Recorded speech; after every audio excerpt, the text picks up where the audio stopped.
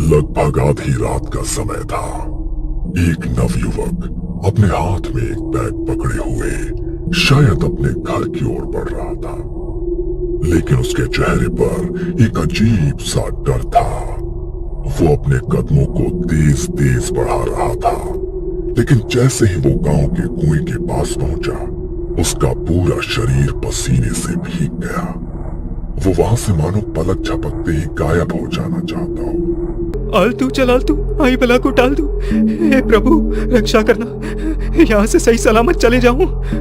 उसने अपने कदमों की रफ्तार को तेज की, लेकिन जैसे ही वो कुएं के पास से गुजरा तो उसके कानों में किसी की पायल की आवाज पड़ी। उस आवाज को सुनकर डर के मारे उसके पैर वहीं जम गए और उसके कंधे पर उसे कुछ महसूस हुआ। उसने हिम्मत करके पीछे मुड़कर देखा तो घूंघट ओढ़े एक औरत उसके सामने खड़ी थी। उसे देखते ही डर से उसका चेहरा फीका पड़ गया। तभी उस औरत ने अपना हाथ उसके चेहरे की तरफ बढ़ाया और उसकी गर्दन को एक ही झटके में मरोड़ दिया और वो निढाल होकर जमीन पर गिर पड़ा। अगली सुबह जब लोग वहां से गुजरे तो कुएं के बाहर लोगों का जमावड़ा लग गया। सत्यानाश, पता नहीं ये किस किस को और लेकर जाएगी।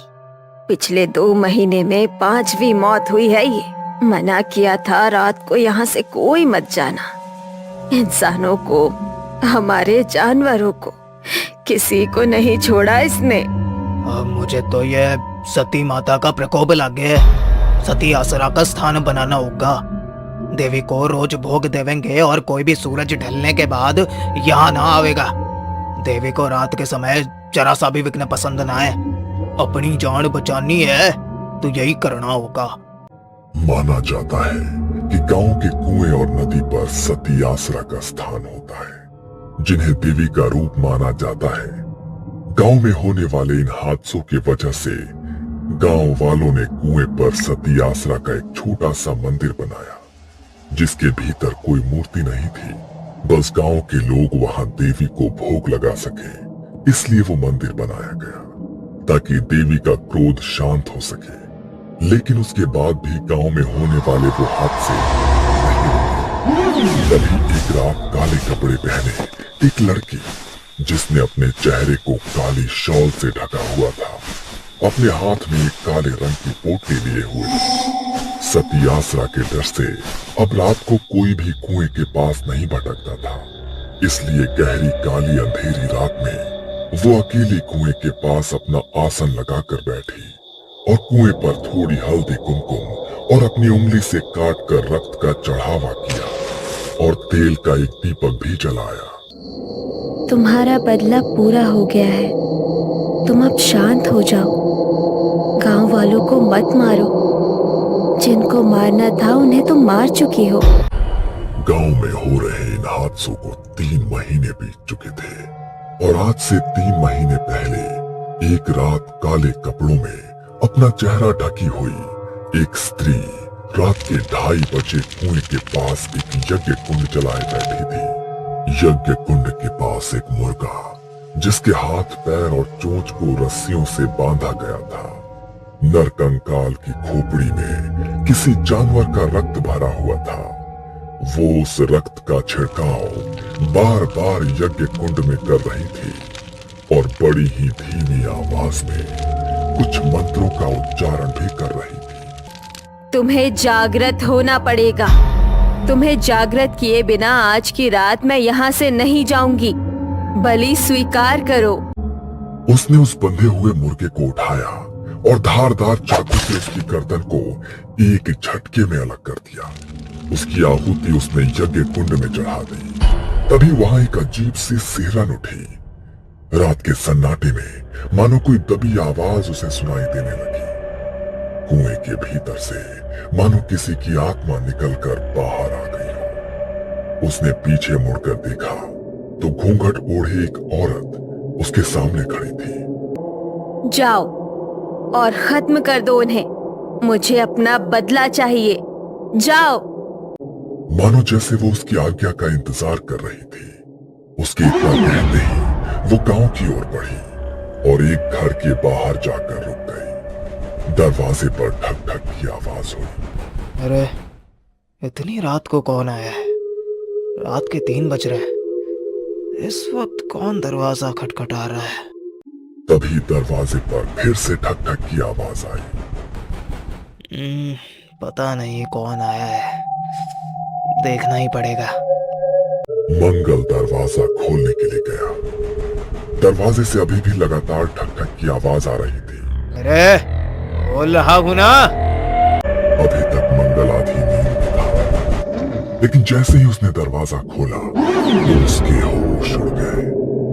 उसके सामने घूंघट ओढ़ी हुई वही औरत खड़ी थी, लेकिन जैसे ही मंगल ने उसे देखा तो हवा के झोंके से उसके चेहरे से उसका घूंघट सरक गया।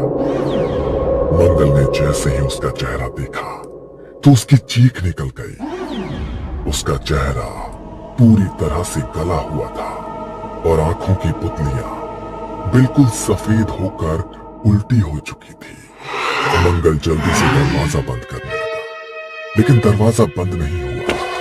वो डर के मारे अंदर की तरफ भागने लगा।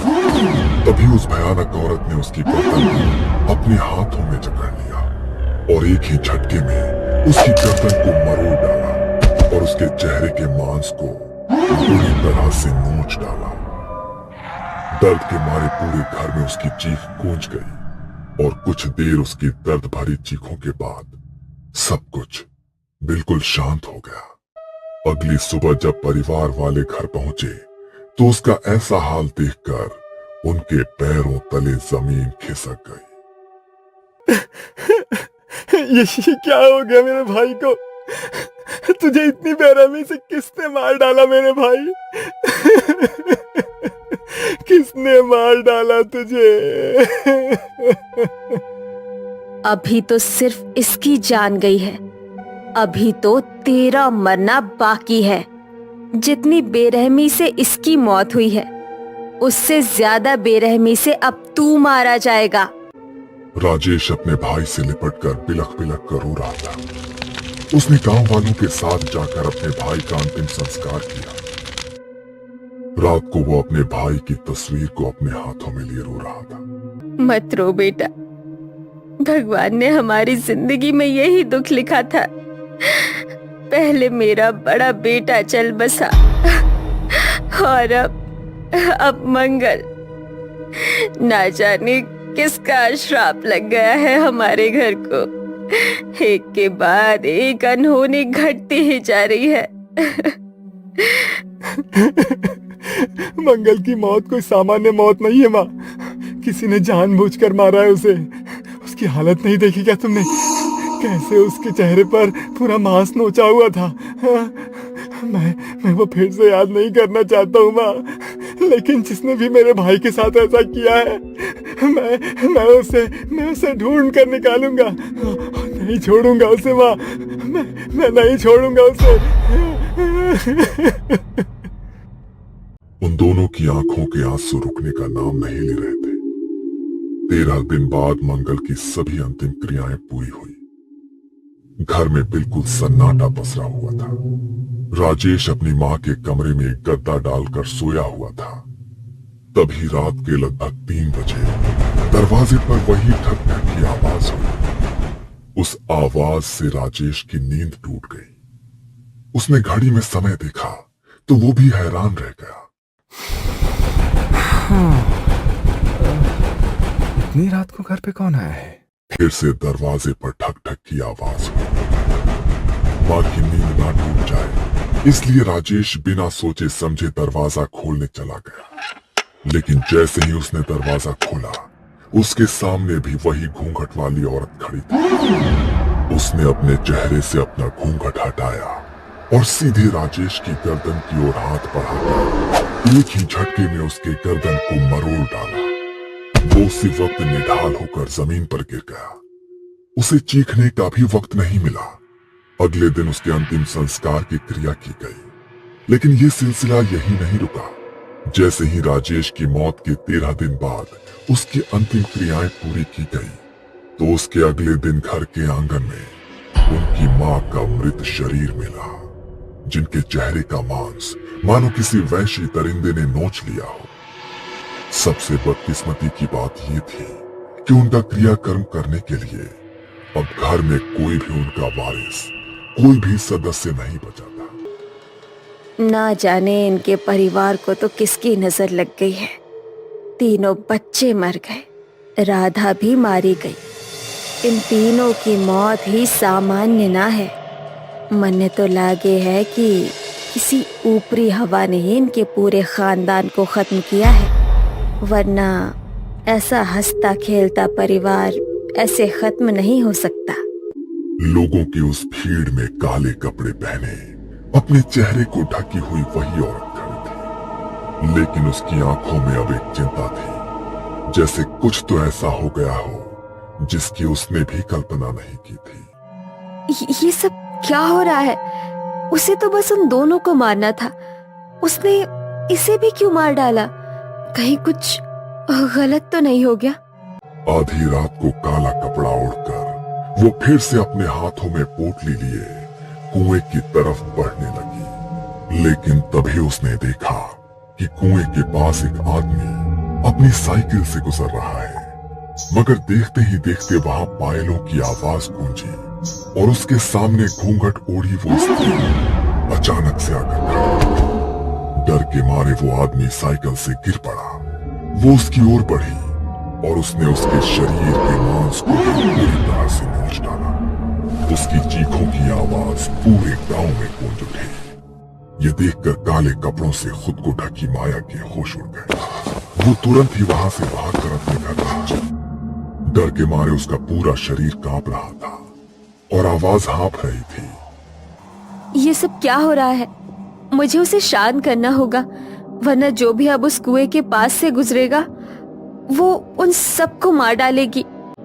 उसने उसे शांत करने की बहुत बार कोशिश की, लेकिन गांव में होने वाली मौतों की संख्या कम होने की बजाय दिन प्रतिदिन बढ़ती जा रही थी। इन हादसों को 3 महीने बीत चुके थे।